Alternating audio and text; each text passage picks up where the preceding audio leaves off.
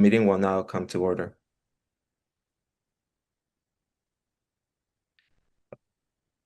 So me, Commissioner Carlos Varela, will be joining remotely. So I will be joining remotely due to a family medical emergency circumstance under AB 2449. And there is nobody in the room that is over the age of 18 present.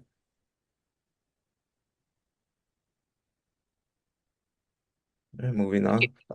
Tonight, Thank you, Vice Chair. For the record, please note that a written request of the family medical emergency was distributed to the full commission. We can now proceed to the next section. oh, okay. What do I have to state that? Yes, you may proceed with the invocation and pledge of allegiance. All right, thank you. Tonight's invocation will be given by Ms. Mosayeb. Please rise. I'm sorry, is the invocation first or then the Pledge of Allegiance? Yes, you may proceed first with the invocation, and then we will follow with the pledge of allegiance. All right, so tonight's invocation will be given by Ms. Mosayeb. Ms. Mosayeb.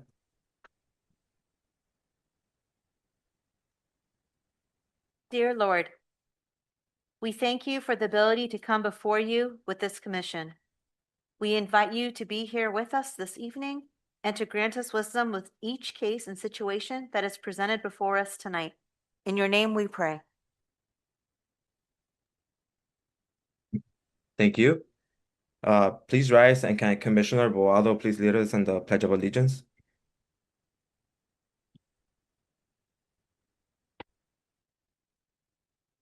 Pledge allegiance to the flag of the United States of America, and to the republic for which it stands, one nation, under God, indivisible, with liberty and justice for all. Thank you, Commissioner Boado. Secretary, will you please call the roll of the Planning Commission? Yes, thank you. Commissioner Boado, Present. Commissioner Monroy, Present. Commissioner Preciado, Present. Vice Chairperson Barrera, Present. and Chairperson Ramirez is absent.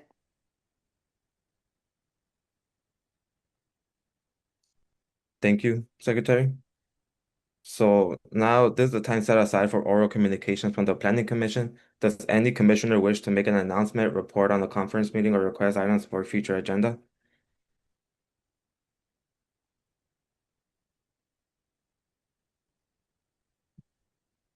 Right. Seeing none. Moving on to staff comments. City Planner Hernandez, do you have any general updates for the commission or changes to the agenda? No general updates. I just wanted to take the opportunity to introduce myself. My name is Alfonso Hernandez, and I've been in planning for about 10 years now. And it is a pleasure to serve in the field that I serve in and now to serve this community. So I look forward to working with all of you. On additional comments we are proposing to move discussion item that's on an item number 8 on the agenda to go before the public hearing item, which is item number 5. This was originally scheduled and originally thought out to be this way, but with being new, I couldn't work out the kinks and get it to be the right way. So we'll be moving the, again, for the record, discussion item, which is item number 8 on the agenda, to go before the public hearing item. And then also lastly, in terms of my comments, I also wanted to give the Planning Commission an update on City Council actions. On June 9th and June 23rd, the City Council adopted a moratorium on all actions related to cannabis. That moratorium will be in effect for a total of 10 months and 15 days, and we'll continue to provide the Planning Commission with updates for that. And that ends my comments. Thank you. Actually, before we end our comments, we also have a new community development director, which is with us today, and he may want to say a few words too. Good evening. First of all, I apologize for being a little tardy. I had a little personnel issue, so I was dealing with that. But I want to, I haven't introduced myself. So Manuel Acosta, Community Development Director for the City of Bell Gardens. I've been here about 3 months, and so far it's been great. I haven't had an opportunity to meet any of you, but hopefully we'll continue working closely together. Moving our city forward. So with that, let you continue with your meeting. that concludes staff comments. Thank you. It's great to meet you both. Sorry I couldn't be there in person today, but hopefully soon we could all meet and be a group again. Now moving on to discussion item number 8.1. This is the time for item number 8.1 on the agenda. A report on the climate action plan preparation status. May the city planner please introduce staff making the presentation. Yes, thank you, Vice Chair. So on making the presentation, but before we do that too, but I'll announce them ahead of time. It's Blue Strike Environmental. They're a consultant helping us out with this project. On the remotely, join us remotely is Anna Bugankova and Rich Swanson. And just to give you some background on the project, I won't go too depth into it to not be too repetitive in terms of our presentation. But we started this effort. It's called the Climate Action Plan. We started the effort in July 22nd of 2024. And we briefly introduced it to the Planning Commission on March 19, 2025. And now we're here to deliver a more in-depth of what that is. And to just give you a brief summary of what that is, the plan tries to reduce the city's greenhouse gas emissions and curb the effects of climate change. The plan from a technical perspective will provide details in terms of strategies of what the city can do to curb climate change. And again, those greenhouse gas emissions. Things in terms of the strategies could be installing solar infrastructure on city facilities and city parking lots. Another one could be on things like expediting permits for private developments that reach a certain green building code certification.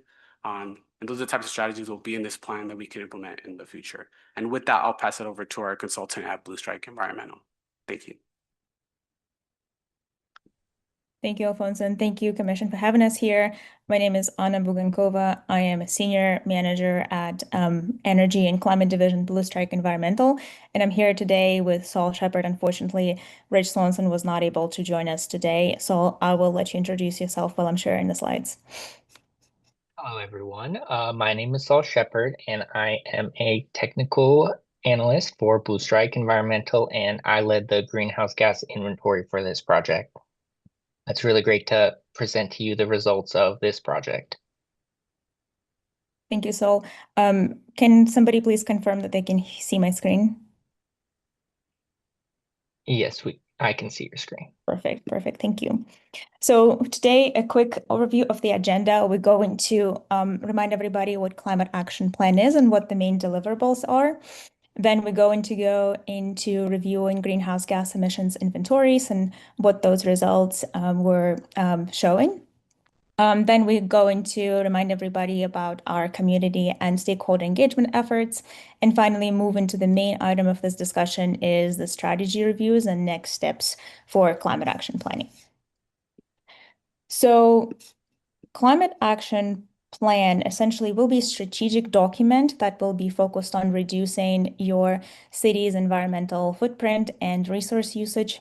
It will essentially be focused on meeting environmental, financial, and societal goals and focusing on enhancing quality of life of your residents and businesses.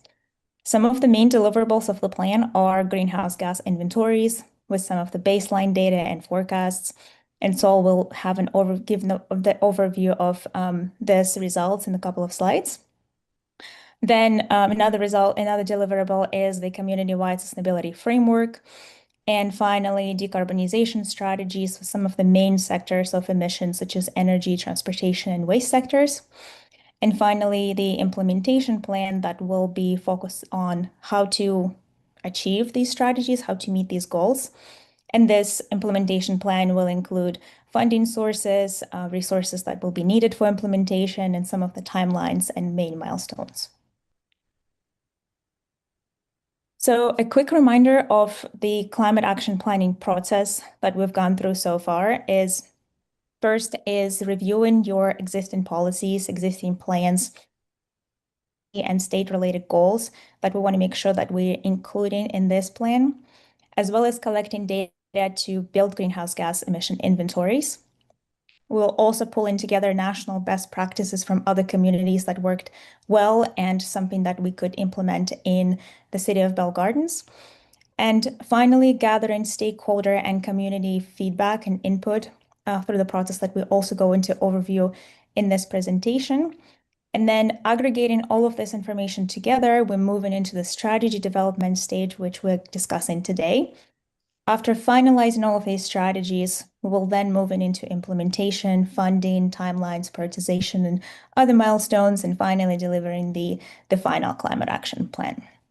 So this is what the overall process looks like. And now going through it step by step, I'll pass it to Sol to talk about greenhouse gas inventories. Yeah, thanks, Anna. So I'll blaze through this really quickly, and I'm not sure if the Planning Commission has seen this already, but this project produced a report of greenhouse gas emissions inventory for community and local government operations. So the result of that is getting a sector by sector picture of emissions based on actual primary source data that we collaborated with Adrian and the project team, as well as receiving information from stakeholders such as Southern California Edison, Southern Gas Company, as well, and Public Works, among many others. As you can see here, the primary source of emissions for the community on the right would be transportation at 56%, followed by electricity and natural gas. For municipal operations, the majority of emissions is produced by the vehicle fleet, followed by the buildings and facilities.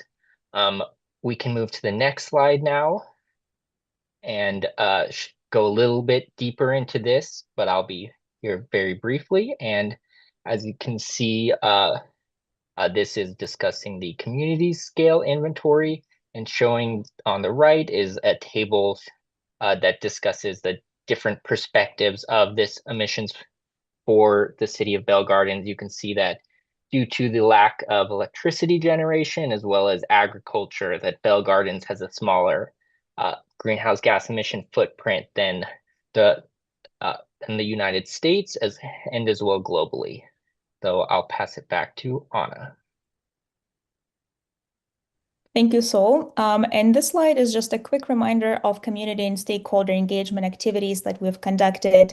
And to sum it up, we've done some in-person and virtual public meetings with your community, conducted a series of presentations with the steering committee and now with the Planning Commission as well, held some of the focus groups that you can see on the slide, and also launched a survey that was available in English and Spanish for your community to provide their feedback.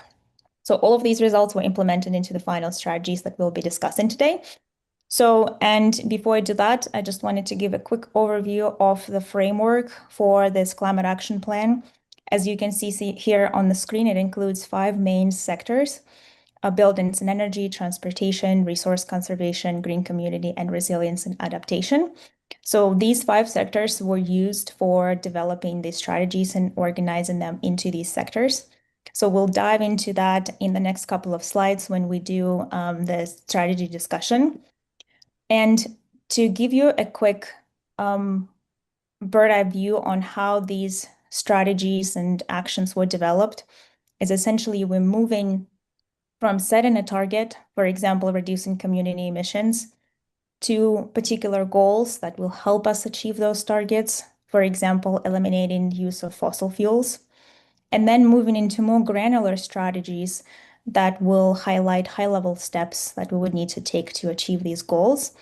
And then finally, detailed action steps that will help us to achieve this strategy. So you can see this progression on how we're moving and taking the approach into the strategy development. And now we will jump into the discussion of the strategies in these 5 sectors that you saw in the previous slides in the framework. And I wanted to highlight, if you have any questions, if you have any comments, now will be a good time to share those, and please don't hold them until the end of the presentation. Feel free to interrupt and ask your questions and make your comments. But here, in the first slide for buildings and energy, we have 6 strategies that are focused on on-site renewable energy generation for municipal buildings, which is mostly focused on conducting a feasibility study and installing solar and storage systems on municipal buildings. Next, cooling center and microgrid, equipping your existing cooling centers with solar and battery systems to make them more resilient to extreme heat events. Deploying a network of battery energy system storage at your critical municipal sites.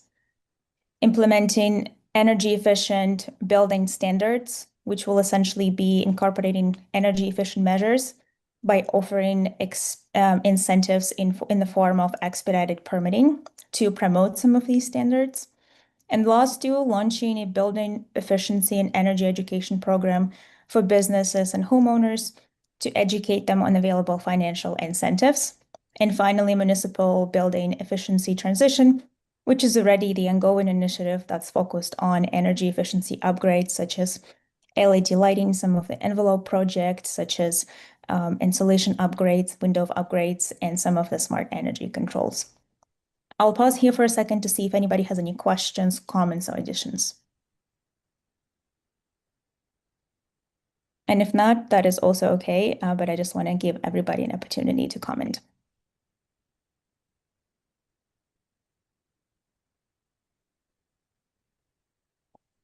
All right, so moving into the next slide, here we have a next section of our framework here, which is transportation and mobility. And here we identify two large strategies. One is completing a safe, one is a complete and safe bike network, which will be focused on expanding bicycle infrastructure by installing new bike racks and wayfinding signs, as well as aligning your efforts with the circulation element update that was recently adopted. And that will be focused on features on existing main bike paths.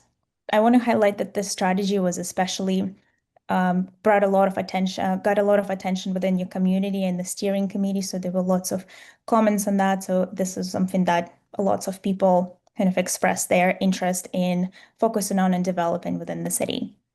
And the next one is walkable neighborhoods. That is a strategy that's mostly focused on enhancing pedestrian safety, installing additional street tree coverage, improving crossings in high-risk areas and school zones, and leveraging some of the federal and state grant funding to accelerate those walkability improvements, and also updating the information on your existing bus routes rather, and updating some of these schedules for residents to be able to access this information easily.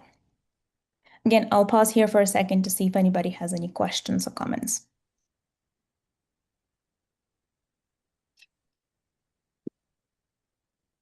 Alrighty, so next slide is resource conservation. We have 4 strategies that were identified as a part of this sector.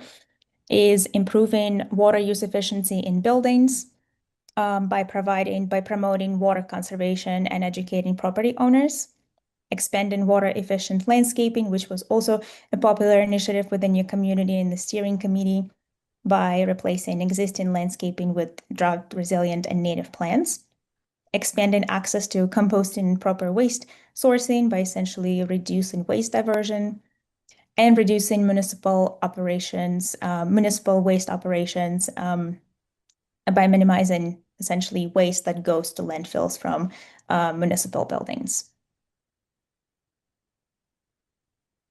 If anybody has any questions, comments. Alrighty, so now moving on to the next slide, which is resiliency. Here we have 5 strategies. First is adopting and implementing a citywide heat action plan that will be developed and updated, that will include emergency text alerts and developing shading infrastructure in public areas.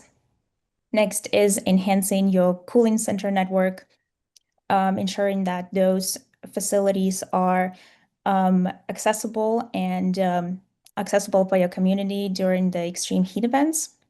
Expanding urban tree canopy, expanding green and permeable infrastructure by replacing some of those heat trapping surfaces with more sustainable alternatives. And then finally, resident training and resource program that will be focused on residents' disaster preparedness and climate resilience. And lastly here is the green community is the final pillar of the climate action planning framework here. We have 3 main strategies. First, focused on remediation and reactivation of contaminated and underutilized land for your community. This is something that is already in progress, and this is another strategy that we include in here to make sure that we continue in those efforts. Integrating local hiring and workforce equity into all city-led climate projects, which essentially means that embedding community equity requirements into city contracts to promote local hiring and training partnerships. And finally, launching green jobs training initiatives to make sure that we collaborate with schools, nonprofits, unions in delivering certified green jobs focused on youth and underserved communities. And that concludes the strategies overview of the climate action plan, and next steps will essentially be finalizing these strategy development steps, implementation planning, prioritization, funding roadmaps, and essentially setting the timelines and lead departments for implementation these initiatives. And unless there are any questions or comments or additions to these strategies, I'll pass it back to the city for the closing words.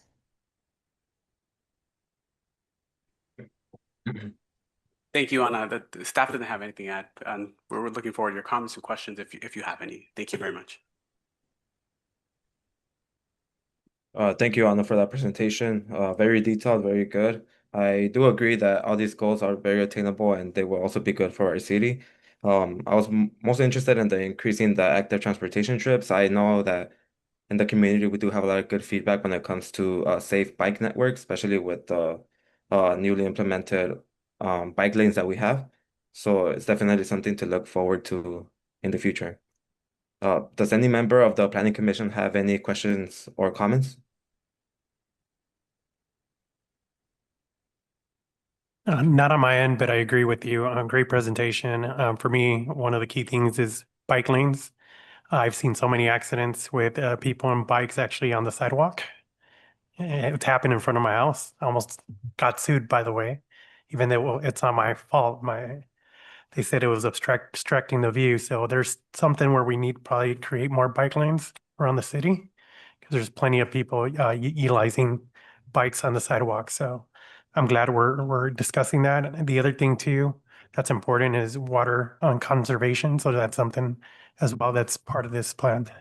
So thank you.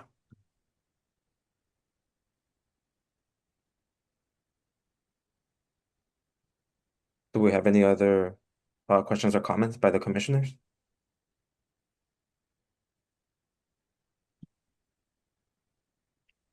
Seeing none, may I have a motion to approve staff's recommendation as noted in the staff report?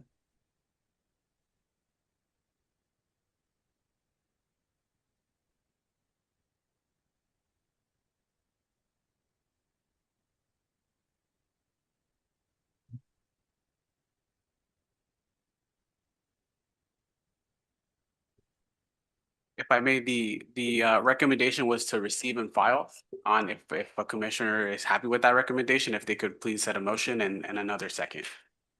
Yeah, so can someone please set that motion, one of the commissioners?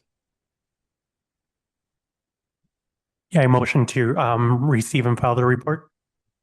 May I have a second? I second that motion. Thank you. Planning Secretary, will you please conduct a roll call vote? Yes. Commissioner Boado, Yes. Commissioner Monroy, Yes. Commissioner Preciado, Yes. and Vice Chairperson Barrera. That's a yes for me. 4-0, motion passes. Thank you. So now moving on to public hearing item number 5.1. Before I open the public hearing, this will be the time for planning commissioners to disclose any conflict of interest, pre-hearing site visits, or pre-hearing discussions that the commissioners may have had about the project. I will now open public hearing at 5:50 p.m. May the city planner please introduce staff making the presentation. Thank you, Vice Chair. Making the presentation for us is Associate Planner Mona Mosayev.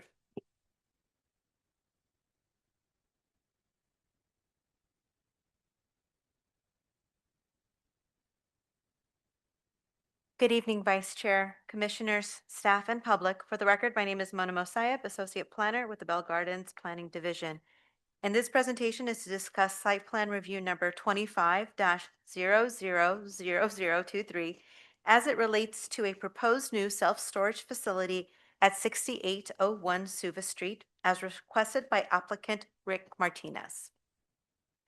Planning staff recommends that the Planning Commission, upon review of staff's analysis of findings and hearing of public comments, 1, determine that the site plan review number 25-000023 is categorically exempt from the California Environmental Quality Act, CEQA, pursuant to state CEQA guidelines, section 15332, class 32, infill development projects, and 2, adopt Planning Commission Resolution PC 2025-13, approving SPR number 25-000023 to authorize the development of a 124,648 square foot self-storage facility at 6801 Suva Street.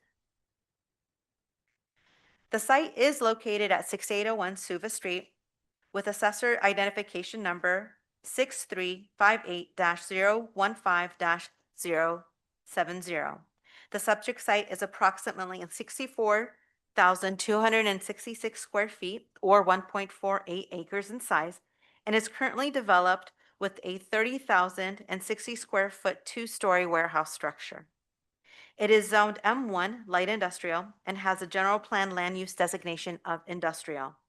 Surround land uses consist of, to the north, M1, a religious facility, to the east, M1 with industrial businesses, and to the south, also zoned M1 with industrial businesses. To the west, we do have zoned public institution with Suva Elementary School. The subject site is currently developed with a 30,060 square foot two-story structure used as a warehouse and a parking lot. The existing structure was constructed in 1961 and no major upgrades or alterations have occurred since that time. This structure is proposed to be demolished. The applicant proposes to demolish the existing 30,060 square foot warehouse structure and construct a new 124,648 square foot four-story storage facility. The facility will consist of a four-story, 118,816 square foot structure built over the same footprint as the existing structure and a 5,888 one-story structure extending past the original existing footprint towards the east. The applicant proposes to develop, as stated previously, a 124,648 square foot four-story storage facility in the existing footprint. The facility will consist of 4 stories in this 118,816 square foot structure built over the same footprint as existing structure, and this area includes a 940 square foot office space,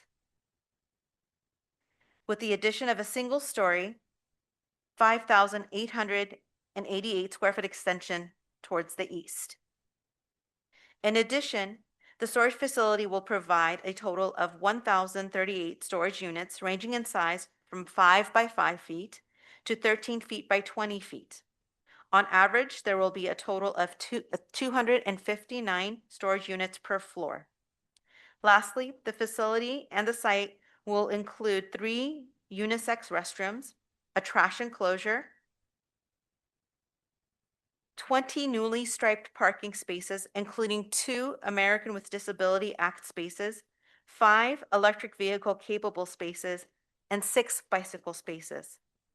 Access to the site is through 2 existing egress and ingress accesses through Suva Street, a 2-way access leading to the back, as well as a 1-way inlet and outlet.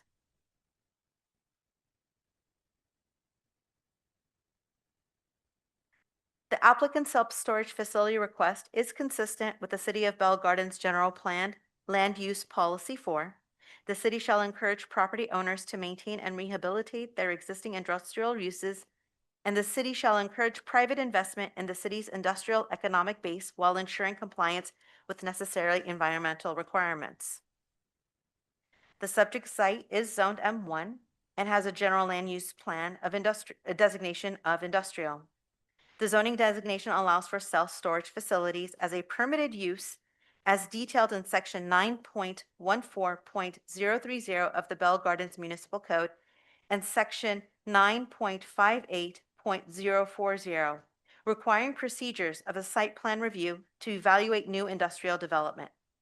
In addition, section 9.20.145 details additional applicable standards required of self-storage facilities. The project complies with all applicable standards such as, but not limited to, minimum lot size, minimum number of storage units, the prohibited storage of hazardous flammable materials, and the exclusive use of, excuse me, and the exclusive use of dead storage only. The project proposes development that would comply with the provisions and development standards prescribed in the Bell Gardens Municipal Code and as determined by the Planning Commission. An analysis of following key components of the project application are shown on this page. The applicant proposes 20 parking spaces and 3 loading spaces, inclusive of 2 ADA parking spaces. The proposal is reviewed under the parking and loading facility requirements outlined in Bell Gardens Municipal Code Section 9.38.050C and meets the applicable standards for the proposed use. Additionally, the application has been granted a parking reduction of 1 parking space as approved by the Community Development Director. The parking reduction is allowed in accordance with Bell Gardens Municipal Code Section 9.38.050B2 and approved as a part of Site Plan Review Number 25-000062. The proposal also includes 6 bicycle parking spaces. The project exceeds the required amount of bicycle parking, and staff has determined that no bicycle parking is required. The proposed building is a concrete tilt-up that has been designed to reflect a contemporary architectural style. The architectural elements incorporate a mixture of materials including stucco, metal paneling, and glass. Building roof height varies between 44 feet and 8 inches and 46 feet and 8 inches to provide visual interest at the roof line and to effectively conceal all roof-mounted equipment. A trash enclosure is proposed as a part of the main structure, concealed as an architectural element with a roll-up gate along the east elevation. Outside of the structure, the project also proposes new landscaping, fences, and lighting. Landscaping is provided throughout the front 5 feet setback, and an additional 1,889 square feet is proposed within the parking lot with a selection of native and drought-tolerant plant species. Wrought iron fencing is proposed along the front property line and at a maximum height of 5 feet in compliance with Bell Gardens Municipal Section 9.32.030. Lastly, the photometric plan proposed for the project site shows that all parts of the site will be illuminated while simultaneously not causing any nuisance to the neighboring properties or the public right-of-way. And before you are the east, north, and west elevations proposed, with the materials consistent with the front or south elevation shown in the previous slide. On July 3rd, public notice was published in the Bell Gardens Review and mailed to all property owners within 500 feet, and staff has not received any correspondence. In conclusion, it is staff's opinion that all findings can be made in a positive manner. Staff recommends that the Planning Commission approve this application, Site Plan Review Number 25-000023, by first determining the project is categorically exempt from the provisions of CEQA pursuant CEQA guidelines found in Section 1533-2, Class 32, Infill Development Project, and approved Site Plan Review 25-000023 by adoption of Planning Commission Resolution PC 2025-13 and authorize the development of a proposed new 124,648 square foot self-storage facility at the subject site. Staff, city attorney, and the applicant are open for questions. Thank you. Thank you for that presentation, Ms. Mosiah. Will the applicant or his or her representative like to address the planning commission? They may do so right now.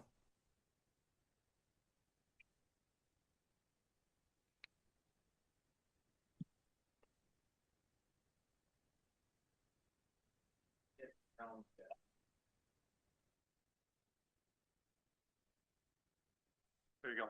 On now. Am I good? Okay, good, thanks. First of all, thank you for us being here. We appreciate it. We've been working with staff and they've done a great job. Just to let you guys know and helping us guide the way through your city's codes and everything. And we definitely appreciate that help for sure. I'm Rick Martinez. I represent Magellan Value Partners. We have Eric here, our architect, who works with Jordan Architects, one of the most renowned self-storage architects in the country. They won a lot of architectural awards. In fact, we've got a building with them in Azusa that's up for an award right now, or actually being applied for an award. And so we're proud to have them, join us. We've been in the business for the last 20 years. We've done a number of self-storage facilities, both as renovations and ground up, and all through Los Angeles County. And we use Extra Space Management Group as a third-party management company for the facility, who's done an excellent job and is probably considered one of the better management companies in the country. So we're proud of our facilities and we're proud of our management and what we do there. We got one clarification that we caught on this, and I'll let Eric describe it because it has to do, I guess, with how we're going to be building the site. So it's kind of a technical thing, but I want to be able to make sure that everybody understands what we're actually going to be doing on the site, so that there's no misinterpretation. Hi there, my name's Eric Sorensen. I'm with Jordan Architects, like Rick said.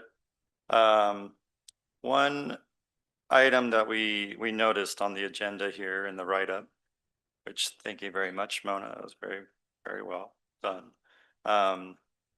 We had a meeting with our structural engineers, general contractor, and geotechnical consultants. And it is possible for us to reuse the existing structure, the exterior walls, to keep those and build upon them to create the new structure using that same footprint. In the write-up here, it says that the entire existing building will be demolished. We would demolish for sure all the interior walls, but the exterior envelope can remain, and we would like to pursue that path with this project. So we wanted to make sure we brought that forward to everybody and made it clear. If I may, Vice Chair, may I ask a question? Yes. This is Lloyd. So Mona, does it the key thing is the floor area, because if that's a difference in the floor area of the building that's being approved, that would be a material difference. That I would recommend going back and rewriting the resolution. So do we know, does that make a difference? It will not make a difference. It's using the exact footprint of the existing building, whether it would be completely demolished or we would reuse the exterior walls.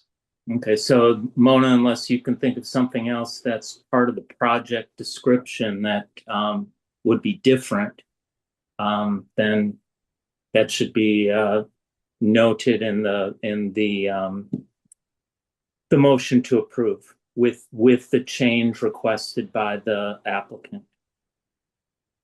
Vice Chair, if I could ask a question, City Planner Alfonso Hernandez of the applicant, and just for the record and clarification, on the conditions of approval and what you'd be approving in the resolution state that the structure will be 124,704 square feet. Can the applicant confirm that that's still going to be the case? That is correct. The square footage is the correct number. Yeah, thank you. That I meant floor area. When I said that the square footage is the same. We know that I didn't mean the footprint or the lot area. I meant the floor area of the building, the total floor area of the building. Yes, the FAR is what you're referring to, I believe.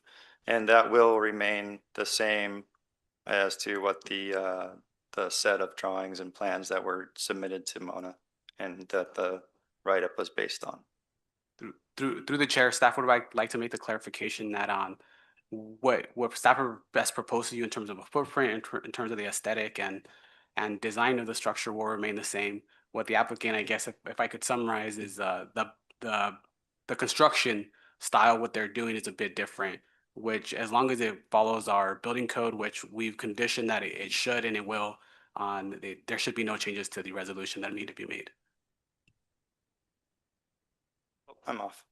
That is correct. That's why we had the meeting with our structural engineer, geotechnical, and the general contractor, was to make sure that everything was possible with this plan and keeping the existing walls. It will limit the waste on the construction site. Everything will be brought up to all the energy standards in Title 24 for California. And we felt that that was the best way and most efficient way to move forward with the project.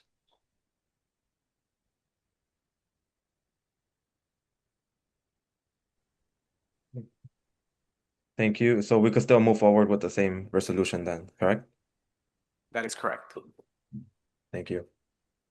Does the Planning Commission have any questions or comments for the applicant or for staff? I do have a question. And it's just regarding the timeline, given that there's going to be less demolition than anticipated. What will that look like? What's the timeline, or at least an estimate of it? Estimate for the start of construction, or just the total length? The completion of it. The completion of it. Do you have a date that you're shooting for? Yeah, I mean, we've been doing this for a number of years, right? And ever since COVID, came across and supply chains and all that kind of other stuff, I wish I can give you an exact to say we're going to go be able to do this in a certain amount of days. But just as an example, we're putting solar panels on another existing facility that we have now, and we've been pushed back because we're missing one little fastener that has pushed us back by 2 or 3 weeks. So, in terms of the walls, staying in place, and all the elevations that you saw and all of the metrics that we introduced are all the same. It's just we're going to keep those walls. It does actually shorten the timeline. But when we turned everything in, it's the same timeline that we talked about in the application. So, if we were going to tear everything down and have to put everything up, it probably, saves about 6 weeks, 6.5 weeks, I would think. And that's just an estimate of how long that would take. And that would include putting up, taking everything down, taking it off site, putting a new foundation and new floors in. And then, building up the walls. So it does create a less intrusive, building process as we're going through everything, which is great because, it won't bother the school too much. It won't bother our neighbors at all. And we can probably do the job a little bit quicker than we normally would. So, but I couldn't give you an exact timeline right now. We hope to, as soon as we get further along, but I can't give you the exact timeline, but it will be shorter. Thank you. I do have a question, Mr. Martinez, and I don't know if you can answer it right now. It has to do with jobs, basically, because we always ask if the jobs are going to be provided to Bell Gardens residents. Is that something you could actually discuss right now or at a later time? We can discuss it at a later time. I mean, we always try to be part of the community that we're in. I'm more than happy to try to find out different ways. If you've got, organizations here that provide, employment or opportunities, we can certainly look into that. Not just from an operational standpoint, but we use our contractors. We try to get local contractors and local people to work with, local unions we work with. So sure, I mean, if there's a person or a point person that you have in the office, or excuse me, in the city, we'd love to talk to them. Thank you very much.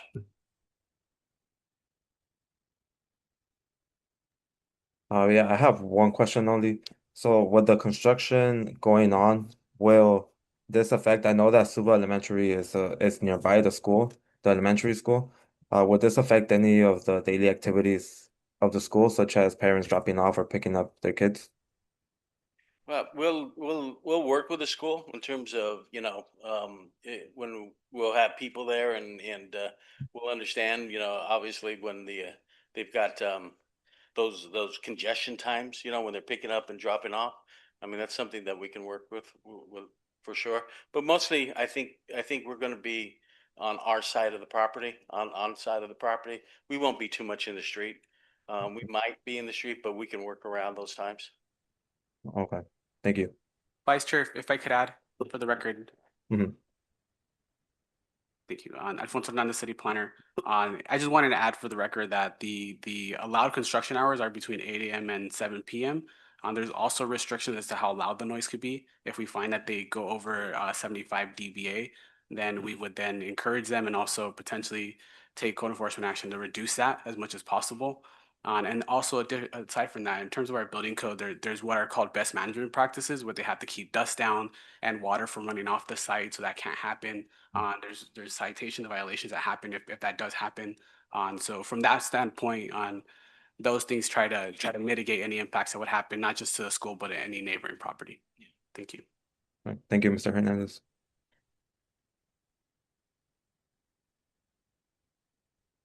Do we have any other questions or comments by the commissioners?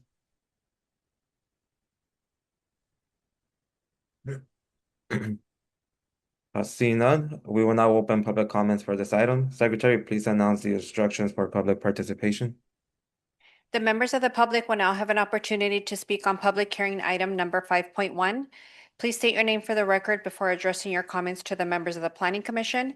Each speaker and written comments are limited to 3 minutes. Callers wishing to make a comment may do so at this time by dialing *9 from your phone. When instructed, dial *6 to unmute yourself. Individuals joining us through the Zoom app may request to make a comment by using the raise hand feature on Zoom and select the unmute or microphone icon when instructed. We will begin to hear from members of the public that are physically present in the council chambers. If you haven't done so already, please submit all comment cards now.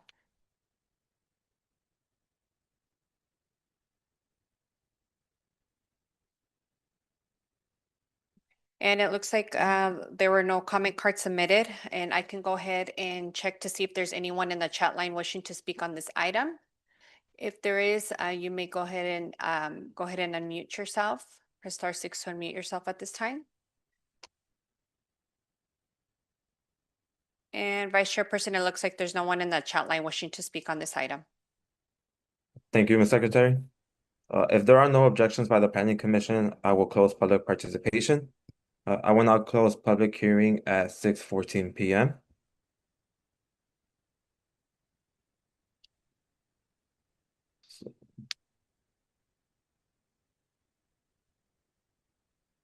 So now moving on to, may I have a motion to approve staff's recommendation as noted in the staff report? And may we add, with the change discussed regarding the use of the existing building? So that has to be said in the motion, correct? Yeah, we can consider it done since I just added. Okay. So can I please have a motion by one of the commissioners?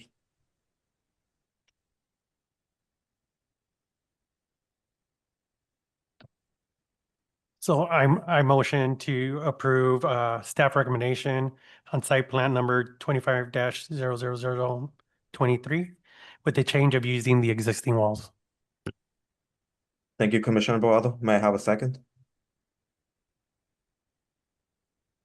I second that motion. Thank you, Commissioner Preciado. Planning Secretary, will you please conduct the roll call vote? Commissioner Boada, Yes. Commissioner Monroy, Yes. Commissioner Preciado, Yes. and Vice Chairperson Barrera. Yes.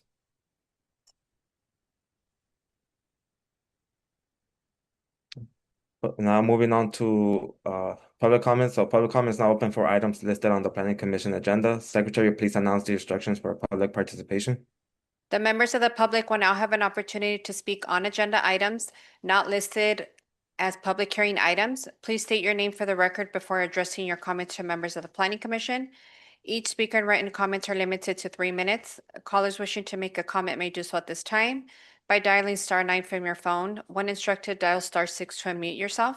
Individuals joining us through the Zoom app may request to make a comment by using the raise hand feature on Zoom and select the unmute or microphone icon when instructed. We will begin to hear from members of the public that are physically present in the council chambers. Please submit your comment card now if you haven't done so.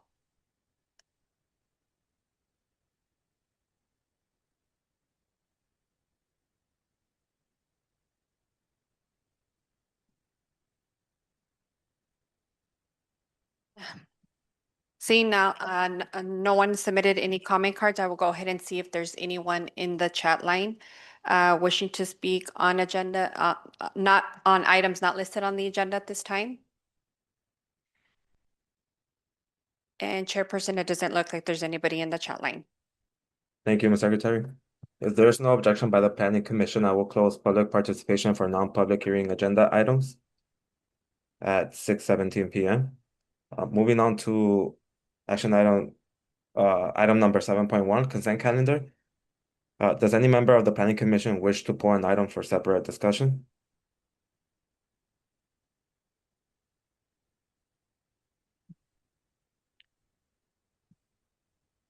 Seeing none, may I have a motion to approve item number 7.1 on the consent calendar?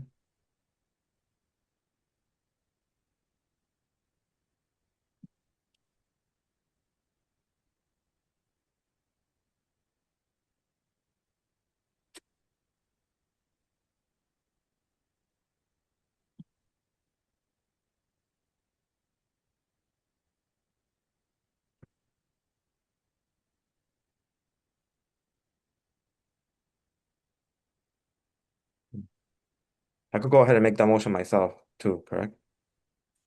Correct.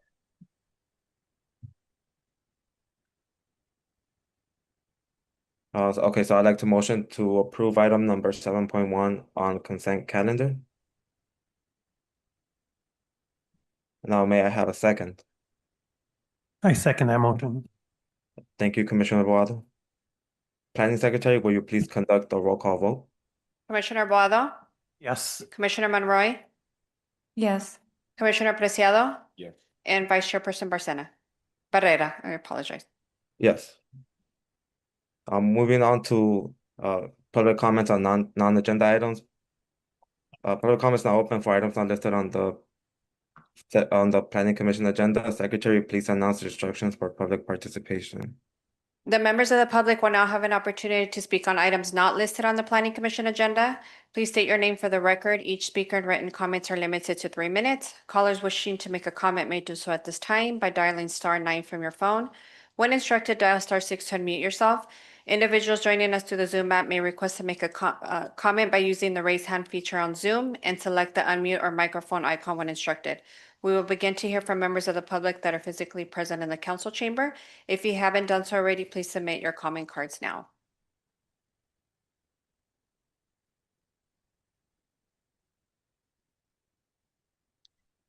Vice Chairperson, looks like we did not receive any comment cards. We will now go on the chat line to see if there's anyone wishing to speak on any item not listed on the Planning Commission agenda.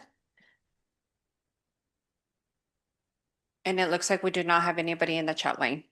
Thank you, Secretary. If there is no objection by the Planning Commission, I will close public comments for non-agenda items at 6:20 p.m. Moving on to staff comments. Do we have any final comments from staff? Yes, Vice Chair, thank you very much. I forgot to mention earlier in staff comments that earlier this month and late last month, we met with Commissioner Monroy We did a presentation and a walkthrough of what the day-to-day for a planner is and what planners do in terms of our development process. What I wanted to say was we wanted to extend the same invitation to any of the commissioners if they'd like to. What our plan was to do was to make that same presentation here at a later date. But if you'd like to meet on one-on-one, we can also do that. Thank you. And then I'd like to make one more comment on it's kind of good news and bad news on our associate planner, Mona Mosayev has decided to take a position elsewhere. We'd like to tell her, give the opportunity to tell her thank you. She's in the short time that I've worked with her, you could tell she's really passionate about what she does. I'm sure she shared a lot of experiences in this room, and I'll pass it on over to her to give comments if she'd like.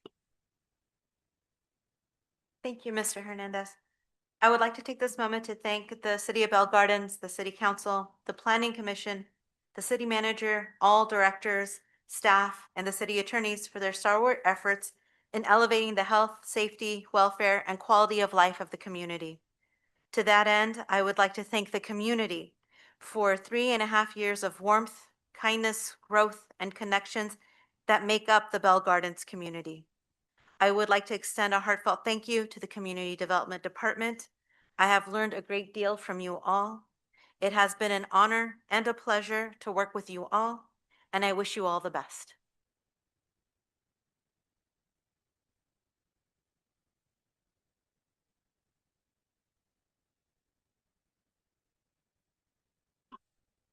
Thank you, Vice Chair. That concludes staff's comments. Thank you, Mr. Hernandez. Now moving on to commissioner comments. Does any member of the Planning Commission have any final comments? I will go ahead and just go first. First, Ms. Mosayev, would like to say thank you for your service and for all your support here in the community. And I would like to wish you the best in your new journey.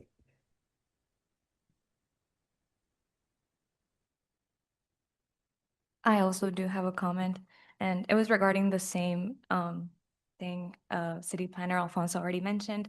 I did meet with the planning staff earlier this month, and I wanted to say thank you to all of you, all three of you, for taking the time out of your very busy days to meet with me as someone who also aspires to be a city planner herself.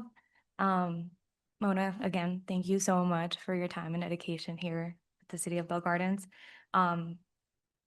Meeting with you guys provided me with such insightful sessions. I really do appreciate the real case scenarios you guys prepared for me. It was very helpful. It kind of felt like a review from school, and also just kind of got me much more motivated to continue in this field. I appreciate the time once again.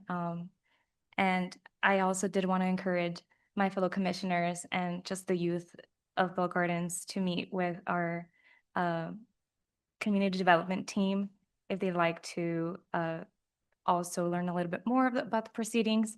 I find it very fruitful and interesting. I hope others do too. So thank you all very much. So I just want to welcome a community development director, Mr. Acosta, city planner, Mr. Hernandez. Welcome. I was about to say that you have two amazing associate planners. That's going to hurt. You're amazing, Mona, and but I wish you the best. Seriously, wherever you go, I'm sure you're going to do well. And we still have Mr. Flores, hopefully for a long while, and also our planning secretary. Thank you, Erica, for everything that you do. So, thanks.